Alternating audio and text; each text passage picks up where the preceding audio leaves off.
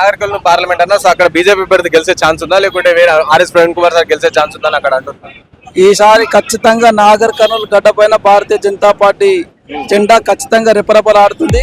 400 సీట్లు ఏవైతే ఉన్నాయో ప్రధానమంత్రి గారు అన్నటువంటి ఆ యొక్క ప్రధానమంత్రి గారికి 400 సీట్లలో మన నాగర్ కర్నూలు సీట్ ఒకటి ఖచ్చితంగా ఉంది. కానీ అక్కడ చూసుకుంటే ఈక్వేషన్ లో బీజేపీ లేదు, కాంగ్రెస్ వర్సెస్ బీఆర్ఎస్ ఉంది అక్కడ పోటీ అని చెప్పేసి అంటారు.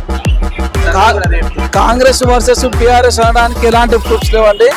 ఖచ్చితంగా భారతీయ జనతా పార్టీ అభ్యర్థి మా భరత్ ప్రసాద్ అన్నగారు ఖచ్చితంగా గెలుస్తుండు. యువకుడు, యువ నాయకుడు, యువకులకు భారతీయ జనతా పార్టీ ప్రాధాన్యత ఇస్తుంది కాబట్టి యువకులు మొత్తము ఒక్క తాటిపైన వచ్చారు. జాతీయత భావంతో దేశం కోసం, ధర్మం కోసం నరేంద్ర మోడీ గారిని బలోపేతం చేయాలి, గెలిపించాలన్న ఉద్దేశంతో యువకులకు అవకాశం ఇవ్వడం జరిగింది.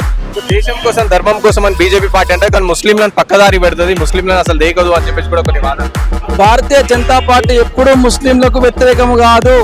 ముస్లింలలో ఉన్నటువంటి కొన్ని చట్టాలు ఏవైతే ఉన్నాయో వారికి వ్యతిరేకంగా ఉన్నటువంటి చట్టాలను తీసి వారికి అనుకూలంగా చేయడమే భారతీయ జనతా పార్టీ లక్ష్యం. వారికి సమాన హక్కును, వాళ్ళు కూడా భారతీయులను గుర్తించి వారికి సమాన హక్కును కల్పించేటువంటి పార్టీ, సమాన హక్కులను గౌరవించే పార్టీ భారతీయ జనతా పార్టీ ఒకటే. మైనార్టీలను ఓటు బ్యాంక్ గా చూసినటువంటి పార్టీ కాంగ్రెస్ పార్టీ మాత్రమే. ఆ యొక్క ఓటు బ్యాంకును చూసినటువంటి కాంగ్రెస్ పార్టీకి వాళ్ళ యొక్క చట్టాలను సవరించి మైనార్టీ ప్రజలకు న్యాయం చేయడమే భారతీయ జనతా పార్టీ లక్ష్యం. త్రిపుల్ తలాక్ కావచ్చు, ఎన్ఆర్సీ కావచ్చు, క్యాబ్ బిల్లు కావచ్చు, ఇట్లా ప్రత్యేక అంశాలను తీసుకుంటే మైనార్టీల కోసమే పనిచేసే పార్టీ భారతీయ జనతా పార్టీ. మీ నాగర్ కర్నూలు నియోజకవర్గంలో ప్రధానంగా అంటే అందరు పబ్లిక్ ఫేస్ చేసే ప్రాబ్లమ్స్ ఏందన్నా? మా నాగర్ కర్నూలు జిల్లా పాత పాలమూరు జిల్లా, హైదరాబాద్ కు చాలా దగ్గరగా ఉన్నటువంటి జిల్లా. మాకు హాస్పిటల్ లేవు, సరిగ్గా రోడ్లు లేవు, గ్రామాల నుంచి ఓనికి తాగునీటి సదుపాయం లేదు. మాకు గవర్నమెంట్ ఇంజనీరింగ్ కాలేజీలు కానీ, పాలిటెక్నిక్ కాలేజీలు కానీ, ఇంటర్మీడియట్ కాలేజీలు కానీ, డిగ్రీ కాలేజీలు కానీ, పీజీ కాలేజీలు కానీ, ఎలాంటి కాలేజీలు కానీ మాకు లేవు.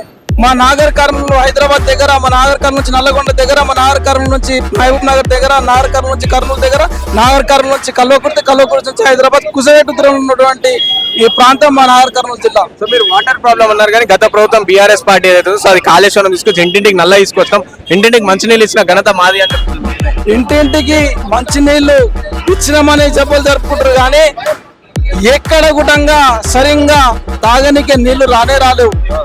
వాళ్ళు ఏవైతే ఉన్నాయో అభివృద్ధి పేరు పైన దోసుకొని తిన్నారు తప్పితే ప్రజలకు న్యాయం చేసిన దాఖలాలు లేవు. మీ ఎంపీ అభ్యర్థి చెప్పారా అంటే ఇవన్నీ ప్రాబ్లమ్స్ సాల్వ్ చేస్తా అని చెప్పారు ఒకవేళ గెలిస్తే? మా ఎంపీ అభ్యర్థి యువకులు పడేటటువంటి బాధలు, అన్ఎంప్లాయ్మెంట్ కావచ్చు, విద్యా వైద్య రంగం కావచ్చు, ఇలాంటి ఇబ్బందులు ఉన్నా ఏదున్నా కానీ తీర్చడానికి ముందరుంటామని ఒక యువకునిగా వచ్చిండు. యువకుని ఆదరించడానికి మన నాగర్ కర్నూలు ప్రజలు సిద్ధంగా ఉన్నారు.